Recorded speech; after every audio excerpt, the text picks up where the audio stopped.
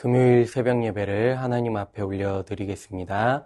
오늘 우리에게 주신 하나님의 말씀 사도행전 17장 22절에서 31절 말씀입니다.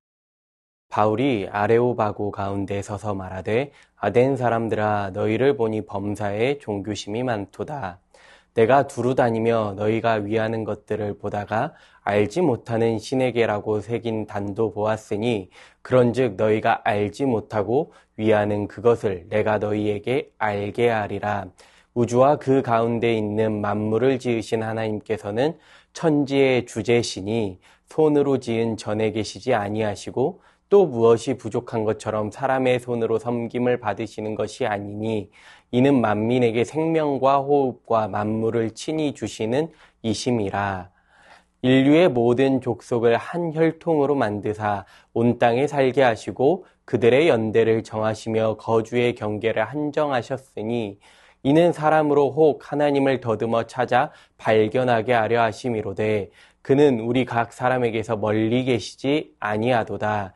우리가 그를 힘입어 살며 기동하며 존재하느니라. 너희 시인 중 어떤 사람들의 말과 같이 우리가 그의 소생이라 하니 이와 같이 하나님의 소생이 되었은즉 하나님을 금이나 은이나 돌에다 사람의 기술과 고안으로 새긴 것들과 같이 여길 것이 아니니라. 알지 못하던 시대에는 하나님이 간과하셨거니와 이제는 어디든지 사람에게 다 명하사 회개하라 하셨으니 이는 정하신 사람으로 하여금 천하를 공의로 심판할 날을 작정하시고 이에 그를 죽은 자 가운데서 다시 살리신 것으로 모든 사람에게 믿을 만한 증거를 주셨음이니라 하니라.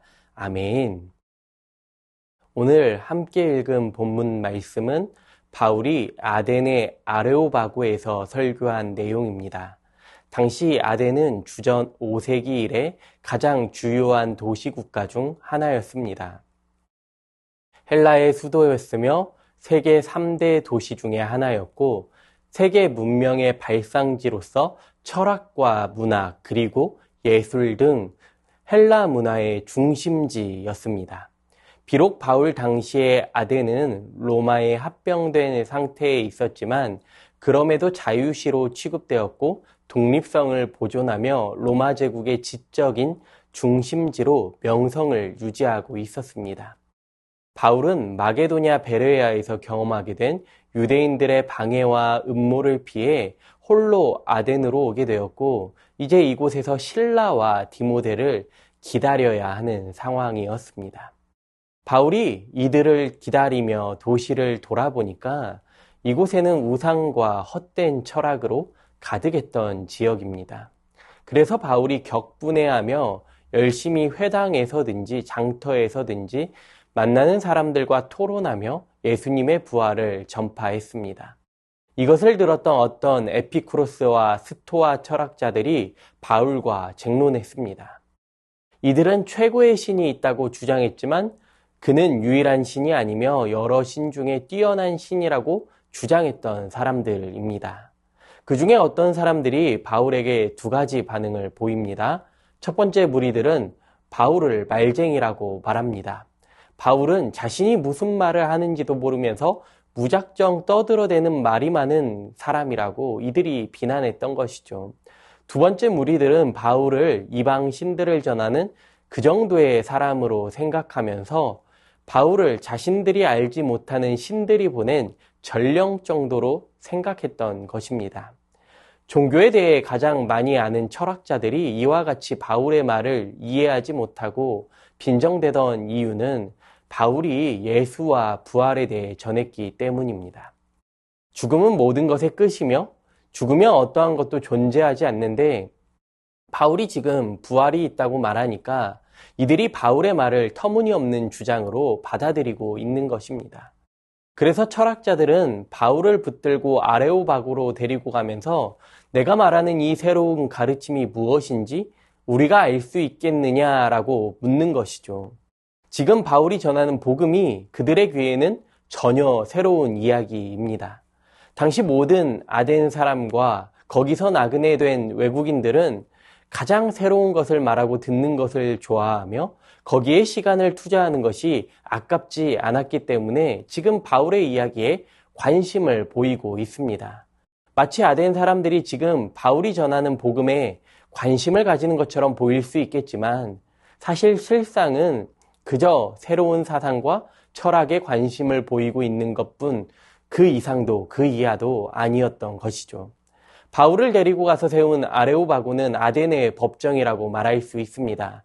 이곳에서 바울은 담대하게 오늘 말씀에서처럼 이들에게 복음을 선포합니다. 바울은 오늘 본문 22절 말씀에서 아덴 사람들아 너희를 보니 범사에 종교심이 많도다라고 말합니다. 이것은 칭찬의 의미가 아니라 이들이 미신적이라는 것입니다. 그러면서 바울이 두루 다니면서 살펴보았는데 그들이 위하는 것들, 많은 제단을 보다가 알지 못하는 신에게라고 새겨진 단도 보았다고 바울이 말합니다.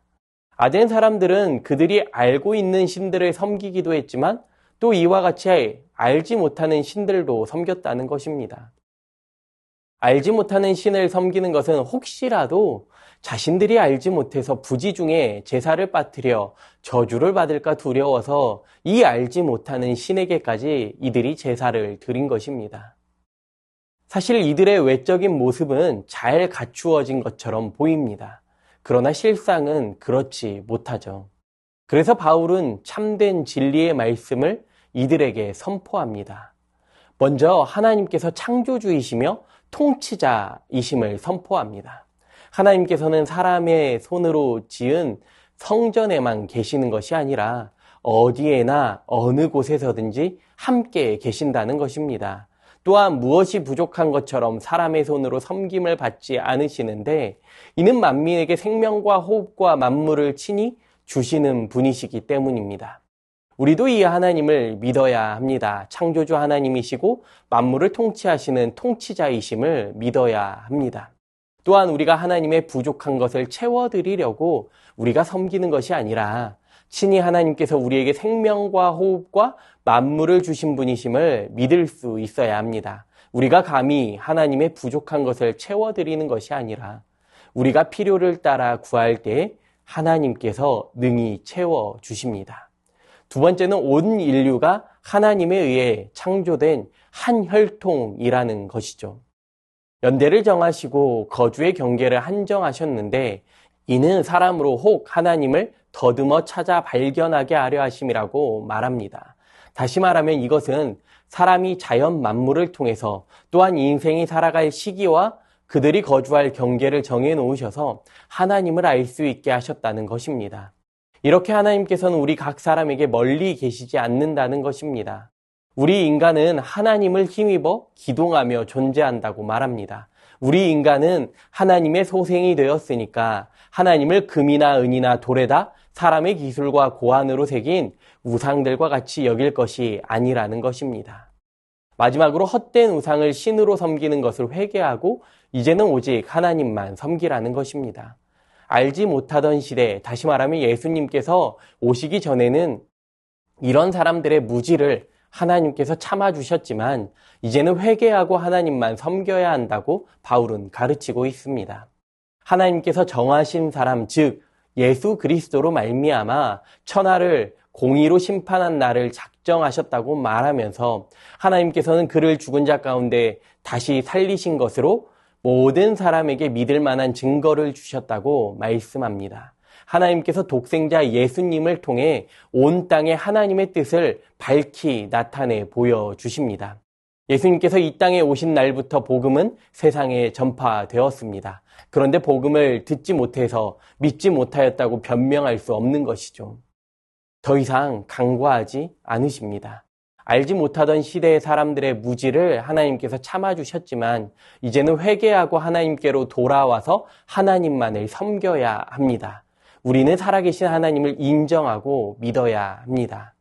오늘 말씀을 통해 이 시대를 살아가는 우리에게 꼭 필요한 두 가지 적용점이 있습니다. 먼저 하나님 앞에서 돌이키는 것입니다. 오늘 바울의 아레오바고 설교를 통해 하나님께서는 우리에게 수많은 은혜를 통해 하나님께서 하나님이심을 나타내 보이셨고 또한 어떻게 살아가야 하는지 길을 제시해 주십니다. 당시 아덴 사람들의 모습을 살펴보면 지식적으로나 학문적으로나 문화적으로 보아도 당대 가장 뛰어난 사람들이었지만 알지 못하는 신들에게도 제사를 드리는 어리석은 사람들이었습니다.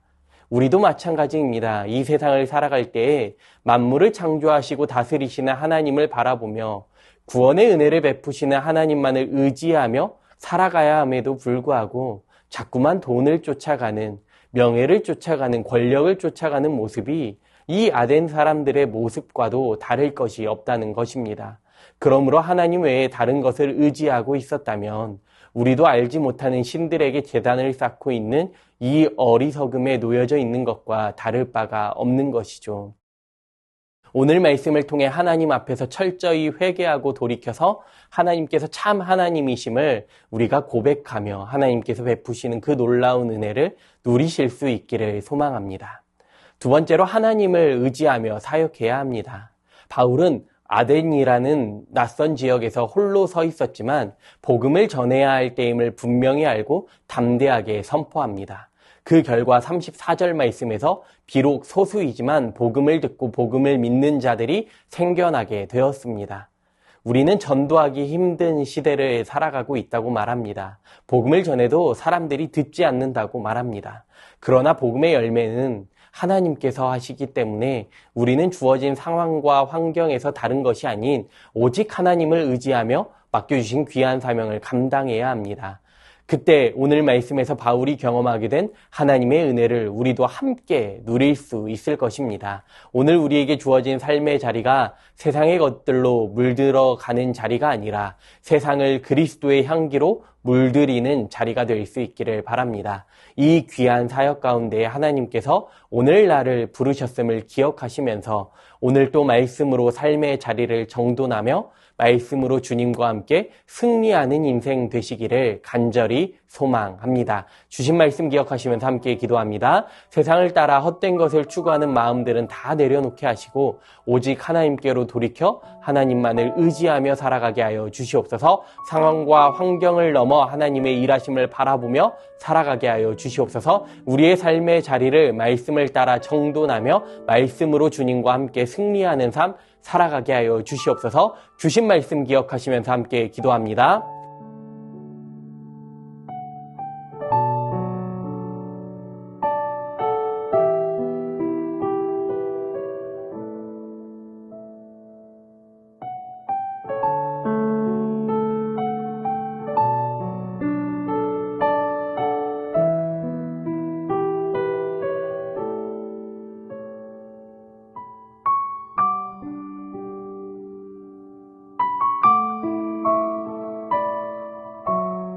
나라와 열방을 위해 기도합니다. 하나님께서 이 나라의 주인이심을 고백하며 경외하는 나라 되게 하여 주시옵소서. 가난하고 아프고 소외된 분들이 소망을 품을 수 있는 이 나라 되게 하여 주시옵소서. 이단과 거짓 우상들은 무너지게 하시고 온 열방 가운데 복음이 선포되게 하여 주시옵소서. 나라와 열방을 위해 기도하겠습니다.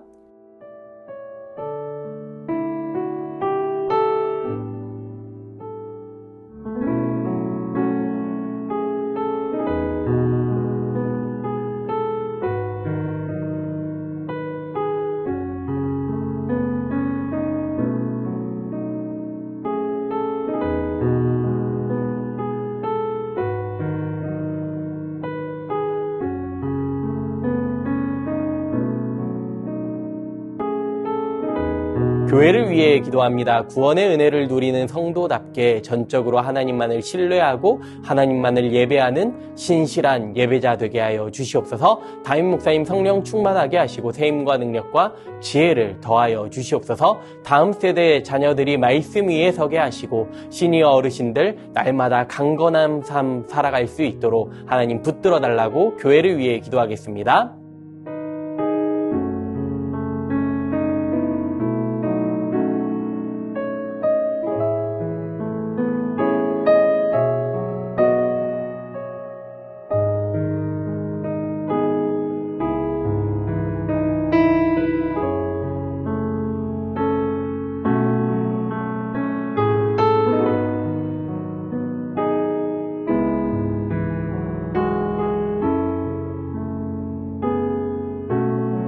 선교사님과 환우분들을 위해 기도합니다. 오늘은 스리랑카의 박수키 선교사님 위해 기도하실 때 방글라 센터가 잘 마무리될 수 있도록, 또한 스리랑카 호스텔의 아이들이 건강하게 공부할 수 있도록 기도하겠습니다. 과테말라 도익찬 노행자 선교사님을 위해 기도하실 때 6월 9일부터 있을 일주일간의 순회 사역을 통해 원주민 교회와 영혼들에게 주님의 크신 사랑이 흘러갈 수 있도록, 또한 건강하고 안전하게 사역을 잘 감당하실 수 있도록 함께 기도하겠습니다. 환우분들을 위해 기도하실 때 김경삼 집사님, 김춘행 권사님의 사위, 배정희 선교사님 위해 기도하실 때 뇌종양 제거와 뇌출혈을 막는 수술 이후 경과를 지켜보는 가운데 있습니다. 모든 과정과 결과를 주님께서 주관하여 주시고 후유증 없이 회복되게 하여 주시옵소서. 문금숙 권사님 림프암으로 4주에 1회 2일에 걸쳐 항암을 진행하고 계시는데 깨끗하게 치료받고 회복되게 하여 주시옵소서.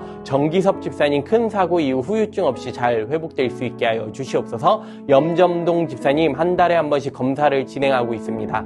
검사 결과를 인도하여 주시고 깨끗하게 회복되어 주님의 일 감당하게 하여 주시옵소서. 조국빈 집사님 직장암 수술 이후 회복 가운데 있습니다. 암세포를 남김없이 제거하여 주시고 완전한 회복 허락하여 주시옵소서.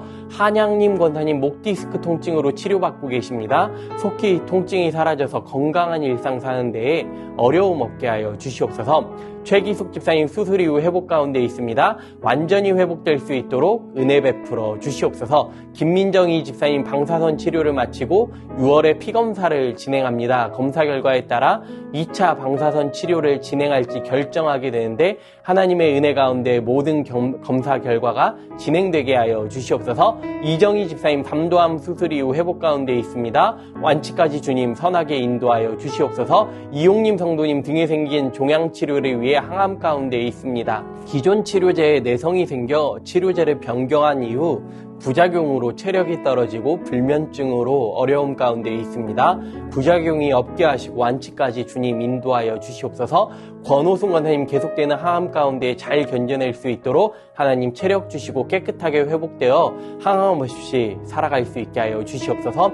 노성빈 형제님이 크론병을 앓고 있습니다. 한 달에 한 번 주사제 치료를 이어오고 있는데 체중이 회복되게 하시고 건강한 일상 사는 데에 어려움 없게 하여 주시옵소서. 이외에도 수술 이후에 회복 가운데 계신 분들, 항암 치료 가운데 계신 분들, 모든 환우분들의 몸과 마음을 회복시켜 달라고 마지막으로 선교사님과 환우분들 위해 기도하시고 개인 기도하겠습니다.